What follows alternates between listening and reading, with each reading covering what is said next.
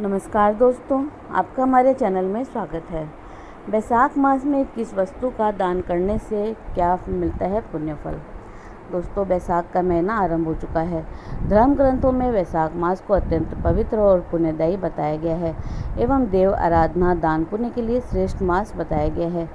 इस मास की तुलना माँ से की गई है क्योंकि यह एक माता की तरह सब जीवों को सदैव अभिष्ट वस्तु प्रदान करने वाली बताया गया है। धर्म, यज्ञ, क्रिया और तपस्या का सार है एवं संपूर्ण देवताओं द्वारा पूजित है।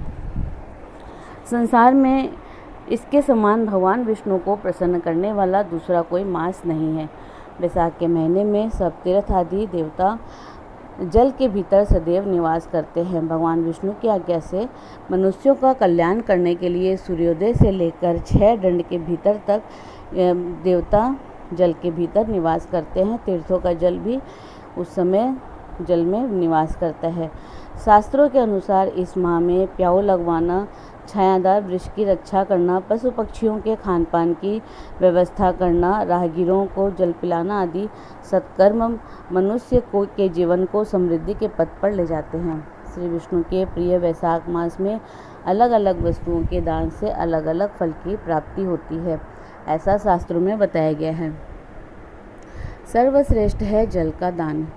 वैशाख उत्तम महीना है और शेषशाही भगवान विष्णु को हमेशा से प्रिय है। स्कंद पुराण के अनुसार इस माह में जल का दान का सर्वाधिक महत्व है। जो पुण्य सब दानों से मिलता है और जो फल सब तीर्थों के दर्शन से प्राप्त होता है, उसी पुण्य और फल की प्राप्ति वैशाख मास में सिर्फ जल का दान करने से ही हो जाती है।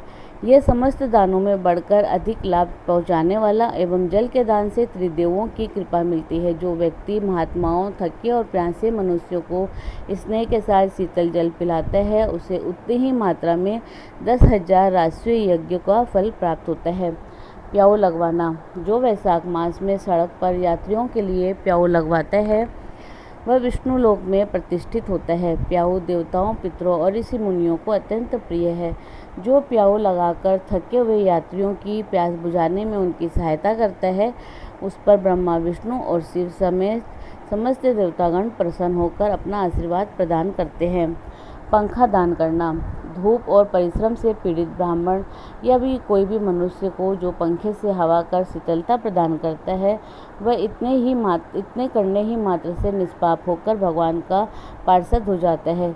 जो राह में थके हुए श्रेष्ठ द्विज को वस्त्र से भी हवा करता है, वह भगवान विष्णु का सानिध्य प्राप्त कर लेता है। जो इस माह में ताड़ का पंखा दान करता है, वह सब पापों का नाश करके ब्रह्मलोक को जाता है। अन्नदान। अन्नदान मनुष्यों को शीघ्र ही पुण्य प्रदान करने वाला होता है, इसीलिए संसार में अन्न के समान दूसरा कोई दान नहीं है। दोपहर में आए हुए ब्राह्मण या मेहमान को या फिर भूखे जीव को यदि कोई भोजन करवाए तो उसको अनंत पुण्य की प्राप्ति होती है। पादुका एवं चटाई का दान। शास्त्र कहते हैं, जो विष्णु प्रिय वैशाख मास में किसी जरूरतमंद व्यक्ति को पादुका या जूते चप्पल का दान करता है, वह यमदूतों का तिरस्कार करके भगवान श्री हरि के लोक में जाता है। निद्रा से दुख का नाश होता है, निद्रा से थकावट दूर होती है। इसीलिए जो मनुष्य तिनके या फिर खजूर आदि पत्तों से बने हुए चटाई का दान करता है, उसके सारे दुखों का नाश हो जाता है और परलोक में उत्तम गति को प्राप्त करता है। वस्त्र, फल और शरबत।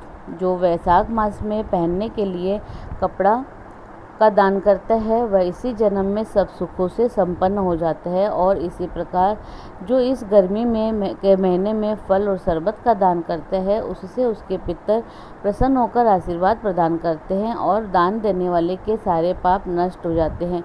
दही, खांड और चावल दान करने से मनुष्य को पूर्ण आयु और संपूर्ण यज्ञों का फल प्राप्त होता है।